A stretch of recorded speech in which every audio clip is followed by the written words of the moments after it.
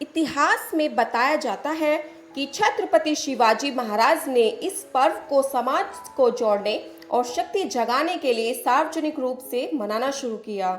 बाद में लोकमान्य तिलक ने भी अंग्रेजों के खिलाफ आजादी के आंदोलन के समय गणेशोत्सव को सामूहिक रूप से मनाने का मार्ग प्रशस्त किया। दोस्तों, भगवान गणेश, जिन्हें विघ्नहर्ता और बुद्धि का देवता कहा जाता है, उनके जन्म की कहानी सिर्फ धार्मिक कथा नहीं बल्कि हमारे जीवन की सच्चाई और संघर्षों का प्रतीक है। आज हम जानेंगे कि किस तरह भगवान गणेश का जन्म हुआ, उन्हें प्रथम पूज्य का आशीर्वाद क्यों मिला और इस कहानी से हमें बालक जीवन में झुकाकर प्रेरणा लेनी चाहिए। जी माता, मैं अपने कर्तव्य का पालन जरूर करूंगा।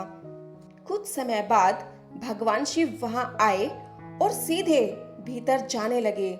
बालक ने हाथ जोड़कर कहा, रुकिए, माता ने आदेश दिया है कि जब तक वे स्नान कर रही हैं, कोई अंदर नहीं आ सकता।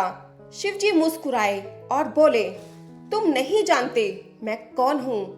मैं कैलाश का स्वामी, पार्वती का पति हूँ।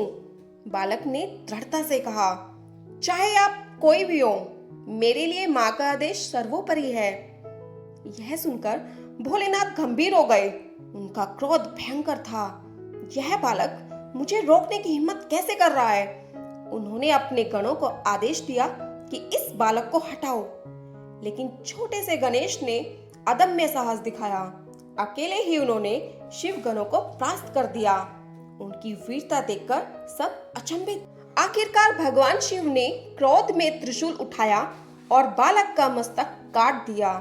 पूरा कैलाश गूंज उठा। जब माता पार्वती बाहर आईं और यह दृश्य देखा तो वे विलाप करने लगी, आपने मेरे पुत्र को मारा है।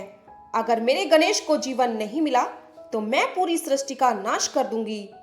माता का क्रोध इतना भयानक था कि देवता भी भयभीत हो उठे। विष्णु जी, ब्रह्मा जी और अन्य देवताओं ने शिव जी से विनती की, प्रभु, पार्वती का हृदय शांत करने का एक ही उपाय है, गणेश जी को पुनः जीवन दीजिए। शिव जी ने तुरंत अपने गणों को आदेश दिया, उत्तर दिशा में जो भी पहला जीव मिले उसका मस्तक लेकर आओ। गणों ने खोज की। सबसे पहले उन्हें एक विशाल गज यानी हाथी मिला। वे उसका मस्तक लेकर आए।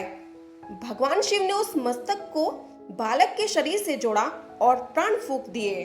बालक पुनः जीवित हो उठा, अब हाथी के मस्तक और मनुष्य के शरीर के साथ। तभी आकाशवाणी हुई, यह बालक सब विघ्नों को दूर करेगा। इसका नाम गणेश होगा। यह बुद्धि, विवेक और समृद्धि का प्रतीक बनेगा और संसार में कोई भी शुभ कार्य बिना इसकी पूजा के अधूरा रहेगा।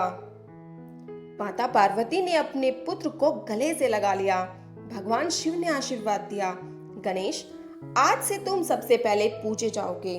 तुम्हारा नाम सुनकर ही हर कार्य सिद्ध। जब हम अपने कर्तव्य के प्रति सच्चे होते हैं तो बड़ी से बड़ी शक्ति भी हमें झुका नहीं सकती।